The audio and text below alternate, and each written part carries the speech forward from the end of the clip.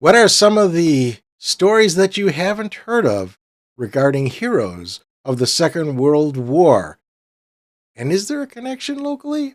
Maybe. Maybe there's something even more interesting.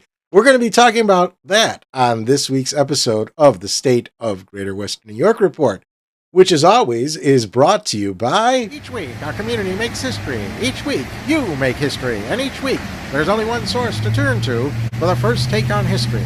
You know what that is? Subscribe to the Sentinel right now to discover the history being made in your own backyard. The Linden Honey Falls Lima Sentinel. More than just your news, it's your history. Welcome, everyone, to this edition of the State of Greater Western New York Report. Join us each episode as we discuss fantastic topics ranging from history to science to the strange and the wonderful, as well as the treasured spirit with which our region has infused America. We challenge you to consider all things Greater Western New York, from our region's very beginnings to how it inspires, how it empowers, and why it is so admired. Here's the host of the State of Greater Western New York Report, Chris Carosa. Hey there, everyone. Welcome to this week's edition of the State of Greater Western New York Report. I'm Chris Carosa. With us today is Captain Ed Sullivan. He is a historian and author, and he's at the Maritime Museum. But right now, he's right here in Western New York. Maybe we'll get to that why in a second. But first, Ed, can you tell us about your life? How did you get to become a historian for the Maritime Museum? Where'd you grow up, and how were you first involved? Oh, first of all, thank you for having me, Chris, and all your viewers from Greater Western New York. I'm Captain Ed Sullivan. I was the chairman of the Massachusetts World War II Committee in Boston, where I grew up in the second town in the United States, Weymouth, Massachusetts, and raised my 5 children in Plymouth, Massachusetts. And I lobbied and was instrumental in getting survival suits for merchant ships after 35 of my National Maritime Union members perished on a ship. And from that experience, Congressman Joe Moakley from South Boston appointed me to be one of the 50 state chairmen to work under Senator Robert Dole and FedEx Chairman Fred Smith to build the World War II Memorial in D.C. We were given expressive orders to raise $2 million each. The 50 state chairmen, when they raised their $2 million, they escrowed those funds, and that $100 million built the National World War II Memorial down on the mall down in Washington, D.C. And I'm very proud of that volunteer work, and it's carried on to honor veterans ever since. It's been a 25-year odyssey. Well, you have an interesting story about how you first got involved in the Merchant Marines. Can you tell us about that? It was start with the New Orleans part and then explain how you got your card. Oh, yeah. In my town of Weymouth, Massachusetts, they had a new program called court reporting. They bought 10 machines. I was the only male with 9 women in 10th, 11th, 12th grade in high school, got certified with Helen Dietrich in New Orleans. And every day after coming from a boring job of writing down what people say and before computers, typing my notes all night on a manual typewriter, I walked by the National Maritime Union Hall in New Orleans. And one day I popped in and asked, what's this all about? And I had a Merchant Marine card. I had cleaned up oil spills on Cape Cod and in the St. Lawrence Seaway, the Slick of 76. And I had a Merchant Marine card, so I was allowed to pay union dues and go on a ship. And it changed my life. I hung up my court reporting, speed writing, and I continued to write, though. For the National Maritime Union Pilot newspaper. And I wrote so many articles, they appointed me to be the historian for the National Maritime Union. I'm very proud of that because we were the union that racially integrated merchant ships 8 years before the U.S. Navy did. There used to be black ships and white ships. And the National Maritime Union was a leader before the prominence of the NAACP, and we racially integrated ships through our shipping company contracts. And now we demanded one ship under the flag of the United States and no more white ships and black ships. So we're proud of that, and also proud of the 34,000 in union dues that we put out in the 50s for the chaplain of our union, Martin Luther King. Before he was famous, he was on the docks and in the union halls with us, pushing for racial integration. And so we had a proud history. And it kind of was ironic that it ended up, we were the first maritime union to endorse a Republican, Governor Ronald Reagan of California. Yeah, that itself is an interesting story. Tell us how you met Ronald Reagan and how how he described you to everybody. Yeah, I mean, my name, before the captain, it was Ed Sullivan Jr. My father, he's passed away, but he was Ed Sullivan Sr. And um, I walked out of Madison Square Garden in New York being a Kennedy delegate in 1979 for president. He lost to Jimmy Carter. My cell phone rang, and it was National Maritime Union President Shannon Wall saying, "We know you worked hard for Kennedy. He lost. We want you to be with us tomorrow. We're going to endorse Governor Ronald Reagan for president, and we want you to head up the Reagan Democrats," they called it, the youth movement. And so I got assigned two busloads of we were like 75% Latino and African American union members. And I drove her all around the United States with two busloads of our union members. And we showed up where Ronald Reagan had events, and we did photo opportunities with him because we were endorsing him. And I was the leader of the two busloads of guys. And Ronald Reagan got to know me by, he could always remember Ed Sullivan from the Ed Sullivan Show. So when he saw me, he said, "Oh, it's photo opportunity time. Ed Sullivan's here. He must have all the union members for the photo opportunity." So it's really, I'm just blessed with those memories, It's just wonderful memories. And the shocker of it all was what he assigned me after the election when he won. That was my biggest shock of my life. So yes, go ahead and tell again what he assigned you as, so that people get a Well, sense for. everybody that worked the campaign got desk jobs in Washington. I got a letter directing me to go to Oakland Army Base to report to a secret mission. And that mission was Ronald Reagan's foresight and his team's aptitude, where they took up the 100-year leases that Roosevelt had gotten from Prime Minister Churchill. The Lend-Lease deal, we gave ships to England in World War II, and they in turn gave us a whole bunch of islands for a 100-year lease. And Ronald Reagan decided to send us in a 9-ship convoy to establish Diego Garcia in the Indian Ocean. Now, that base, we went and actually cut down palm trees to make a runway, and we did, it was a tough road to get over there through the Straits of Malacca, and to get through a lot of terrorists that were in the Straits of Malacca just to get there. But that base ended up being the operation for Desert Storm under President George H.W. Bush. So there was a whole base on standby to protect the oil interests of the United States oil interests in the Middle East. That was the purpose for Diego Garcia, British Indian Ocean Territory. And, I was just flabbergasted. I said, I couldn't have got a better assignment than, I didn't want a desk job. I was so happy to be out in the fresh air on a merchant ship, and we're heading to, some place called Diego Garcia that I never heard of before. So it was a little bit of history, and I'm very proud of it. So before we get into your books, your father was also in convoys in the Merchant Marines during World War II. Tell us a Yeah. little bit about that experience, both from him and maybe from your perspective too.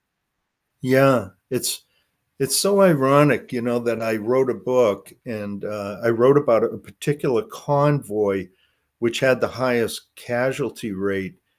We were the lifeline to Murmansk, what they call the lifeline of freedom for Russia, where Murmansk was the polar port that we could get into. But for us to get there from the East Coast with supplies to Russia, we had to get through the just a nest of Nazi U-boats.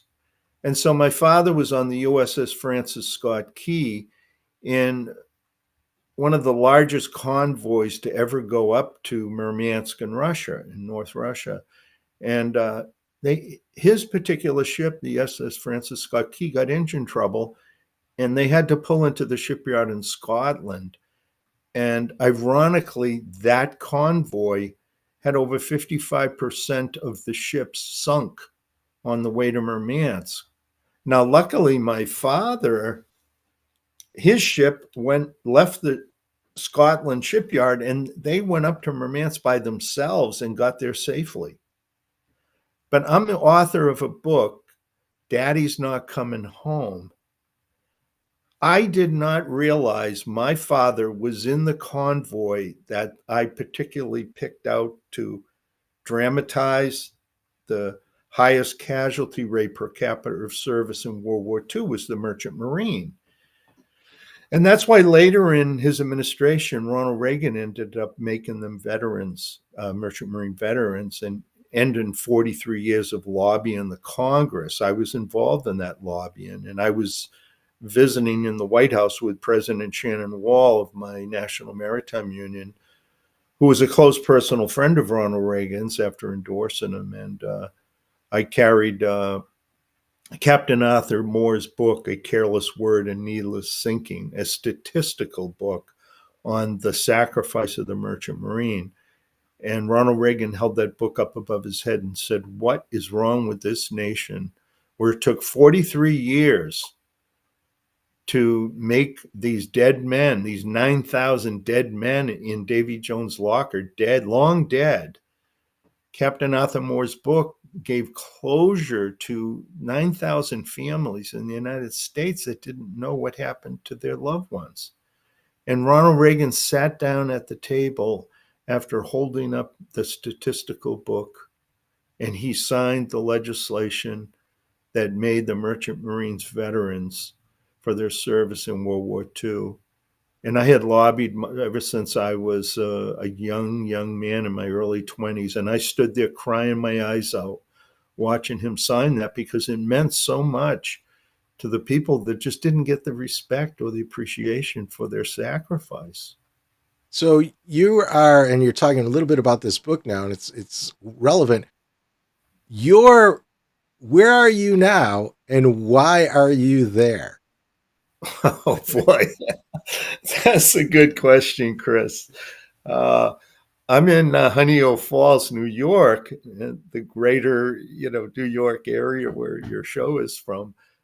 To Because it got picked up by a motion picture studio, and I had no experience writing a screenplay, and I was asked as part of the option that they took on my book to make a film out of the book to come and work with an experienced screenwriter. And I've had a great learning curve and a wonderful experience finding just the absolute beauty of Honeyoke Falls. And just think about, where we are in this greater Western New York. We're in between 101 waterfall trails. It's just a bounty of nature, such, you know, God given beauty to the forests and the animal life, the red fox and the deer, and all of the critters that are here. But it's just a wonderful experience because it reminds me of Cape Cod in the late 50s and 60s, and it doesn't have the congestion that Cape Cod has. It has nature, and I just love it, and so it was like a double blessing. Well, But I that have I have so many family members in the Rochester area. There's an mm, old saying about the Sullivans from Boston. We came 200 years ago from Boston to Rochester to help build. We were labor, Irish labor, and we helped to build the early mills.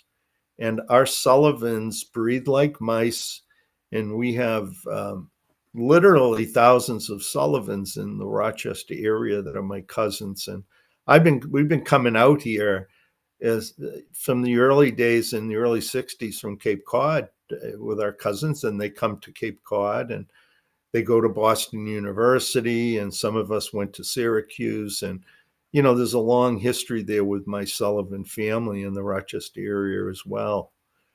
well, we'll get to more about your books after this message.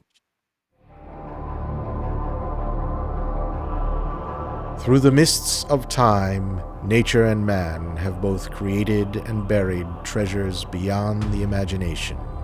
With the ages, these riches slowly dissolve into mere myths until they are forever forgotten. But there are those brave souls who tirelessly cling to the truth, ever seeking to discover the undiscovered, to reveal what has always been there, to uncover the hidden gems of a land thought forsaken but loved by millions.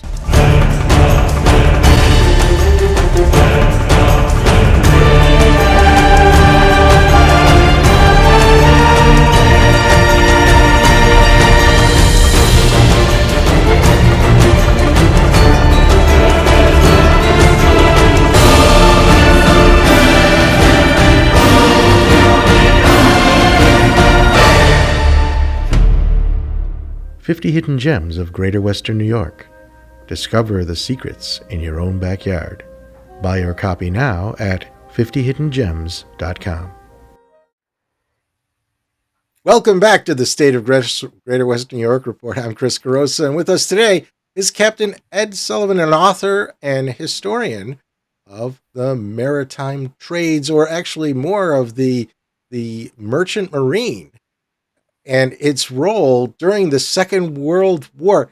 Captain Ed, tell us about your first book. I think that I got it right. Tell us about your first book, how you got to writing it, and what you hope to accomplish as you wrote that book. Well, I had a real blessing to sail. I circumnavigated the earth 3 times as a merchant mariner. I put all my ship's discharges on the kitchen table, and we figured out the path of my life as a merchant mariner. And I sailed with all of the survivors of World War II that had sailed with my dad. My dad was a naval gunner on the USS Francis Scott Key. The crew was merchant marines. My father was the head of the gun crew that protected the ship. And so I had a little bit of the history from my dad. And but I sailed with men that were, these guys that got the supplies through in World War II. And in the mess halls, I kept telling them, I'm working on a book. I'm working on a book, and I will not forget you guys. And, one by one, these fellas that were in my dad's era, they, were passing away. And I felt a fiduciary duty as their shipmate to make sure that I wrote the stories. So I incorporated a lot of their sea stories into my book, Daddy's Not Coming Home, because, I had inspiration from Captain Arthur Moore, who was a veteran of the Merchant Marine in World War II. And his statistical book, A Careless Word and Needless Sinking, was not a story. It was the names of the dead in the ships that sunk. So the hit on the Merchant Marine was from the military was, you guys didn't go to boot camp. That's what Captain Arthur Moore heard from the War Department. He went down to get a list of those that died and the ships that sunk, and the War Department said, "We're sorry, Captain Moore. We didn't keep those records because they didn't go to boot camp." And Captain Moore almost fell down on the floor. His wife was with him, holding him up. He said, "These men died for our country. You didn't keep their..." "No, we didn't keep any records of them. They were considered not worthy. They didn't go to boot camp." So Captain Arthur Moore and his wife went home to Hallowell, Maine, and they sat at the kitchen table for a couple of years, and he wrote the statistical book. So what I set out to do in dedicating this book to Captain Arthur Moore was I wrote love stories about the 12 main characters and the women that they were motivated to protect. They didn't want to sit in the couch and be cowards. They wanted to go out and do their part for the war effort. And their wives were working in the shipyards because that was the first time in America women got equal pay with men. And what did they do? They built the largest fleet of ships in the history of the world. The record was the clipper ship era in the 17th century of 1,000 ships built by England. In World War II, with the majority of the workforce being the women in the shipyards, and there on the cover you'll see Wendy the Welders. There was no Rosie the Riveter was a marketing story. We only riveted aircraft in World War II. The new technology was welding, and that was Wendy the Welder, who won the welder's title down in Texas. She worked in a shipyard down there. And this book, Mummy Went to Work, that's going to come out in the fall of this year, is the definitive story about women breaking the glass ceiling and getting equal pay with men, building the largest fleet of ships in the world, and being totally unappreciated and insulted. They never got this parade that I had a Norman Rockwell type of Main Street USA parade done for the cover to show appreciation for these gals that they didn't get. This parade never happened. They were standing on the sidewalks holding their kids' hands, crying, upset because they got pink slips from Congress. They didn't get any award for building the largest fleet of ships. That the U.S. naval historian said, "We won World War II through naval attrition." Well, we couldn't have done it without these gals in the shipyard. And so this book that's coming out this fall, a majority of the book has been written in Honeyoke Falls, New York, is the definitive appreciation. And I'm asking everybody to come to the literary parade in appreciation of these women. They got pink slips and thrown out into the streets in America and told to fight over the few retail jobs that were there. Now they had mortgages and they had car payments because their men were off to war and they were getting equal pay with men. They were getting good money, and all of a sudden they're thrown to the wolves. And there's a film that's banned by the United States government that shows a union meeting, and the union officials are yelling at the women in the audience saying, "You girls are all getting laid off. Congress is giving your jobs to the men coming home, and you girls are going to go home and make babies." And they all were yelling the F word up to the union officials, say, "You go home and make babies. You're throwing us out in the street." And they deserve to have the recognition. Now, as you can see on the screen, there's Romantic Patriots, which is a little bit of a teaser book. It's only a 30,000 word book that's coming out in late July. And this book is to introduce the 12 main characters of the women that worked in the shipyards, the gals, and the 12 merchant mariners that went. And in the book, Daddy's Not Coming Home, they had to die to tell the true story about the sacrifice of the men. And the motivating factor here, why these men sailed through the dangerous Atlantic with all those German U-boats, was there was 30 ships a month being sunk in the Atlantic. And in June of 1942, there was 100 ships sunk, 3 times more in 1 month. And the U.S. Navy pops up in June of 42 and says, gee whiz, we got to do something here. How about we create a thing called convoys, where we'll put naval destroyers with the merchant ships to get the supplies through? And that helped a lot to attack those German U-boats who were, it was almost like a Pac-Man game or a video game for the Nazis. They were just sitting off in New York waiting for the ships to come out and just firing away. And it was a slaughterhouse. And, it takes a lifetime. It takes maybe a couple of generations to give the appreciation to the people that helped preserve freedom in World War II. It was a major, major achievement. It was our parents, Chris, Right. you know. So you've got another book, and it's different than all these books. The previous books focused Huh. on the sea. This one focuses on the air. So very quickly, we have a few minutes left. Tell us about that book. Well, serving on the Massachusetts World War II committee, I had assigned to me a man that I drove for 19 years around Massachusetts, Captain Tom Hudner, Congressional Medal of Honor recipient. And he had a shipmate on the USS Late in the Korean conflict named Ensign Jesse Leroy Brown, the first African American pilot in American history. And Jesse got hit. His plane, his Corsair aircraft got hit and he crashed. And Tom circled around and could see he was Jesse's best friend. He came across in the locker room when Jesse got his gold wings, the first black pilot. He was ostracized by the white pilots. Tom Hudner approached him to shake his hand. He was shocked.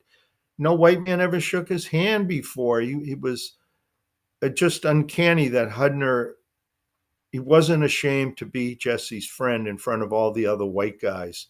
So Tom Hudner was the white guy in racial divisive America in 1950 that crashed his plane to save America's first African American pilot. And you can see on the cover Tom running after he crashed his plane, knowing it would be court martial. And he ran over and tried to cut Jesse out of his aircraft. His leg was pinned in the fuselage of the plane, and his last words to Tom was, "Tell my wife Daisy, I love her." And Tom Hudner went back. A helicopter came in and got him. He would have froze to death. And Truman decided, instead of court martial him, he gave him the Congressional Medal of Honor. Now, I drove around Massachusetts for 19 years as a volunteer with Hudner honoring veterans. And his last words to me when he was passing away in his mid 90s was, Eddie, don't forget Jesse Leroy Brown. Because Tom was always trying to get his remains back. He went to North Korea and got permission at age 89, but he was too sick to go back. The dictator Kim was going to let him, search for Jesse's remains. So I was really loaded with guilt, having that on my mind. Hudner telling me, don't forget Jesse Leroy Brown. So I wrote a children's book, and I've been going into all the schools to read the book. I buy my own books off of Amazon. I got a recent wonderful deal from Maria at Copytown in Lima. Copytown is a local print place.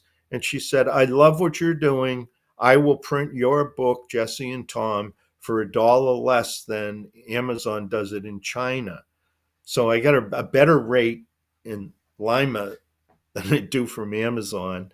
And we give the books away free to the kids. They just listen to, I read the story in a projector overhead and then give the books for free to the kids. And there's no deal, there's no book promotion. And what's wonderful is the kids are writing book reports and send them back to me.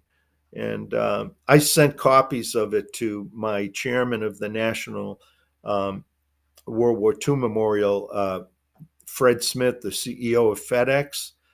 At the same time that I did the children's book, Jesse and Tom, Mr. Smith, CEO Smith, had done the film Devotion in the motion picture theaters. And I was his state chairman in Massachusetts. He was the national chairman. And we did the same thing, honoring these two veterans, Tom Hudner and Jesse Brown, at the same time. And he was very impressed with that. He's been buying some of the books as well for the students in the schools. Well, thank you very much, Captain Ed Sullivan. There was a question, and that is, you may have already answered it. People are interested in your books. Where do they go to get them? They're on Amazon, where 80% of the world's books are today. I just decided to go where everyone else was, and that's where we're at. Just Captain, any of the titles, just by Captain Ed Sullivan, and I have 6 or 7 books on Amazon, so a couple of different subject matters. Thank you again for being on today's show, and thank you all, you viewers out there. Remember, if you'd like to be a member of the live audience, we air every Thursday at noon, then go to stateof.greaterwesternnewyork.com, sign up for free, register for free, and you will be given an email Thursday morning, too, if we're on top of things, that will give you the link to the virtual studio where you could be on and ask questions. It's the only way you can ask questions to our guests. Now, I realize noontime on Thursdays, a lot of people have lunch at work and can't watch it live. Well, you can always go to our site, stateof.greaterwesternnewyork.com, and watch it there, or subscribe to our YouTube channel, or like our Facebook page, and every Sunday at 1:30, the show is rebroadcast. So that's all we have for now. Thank you again for being here, and we'll see everybody next week. Bye-bye for now.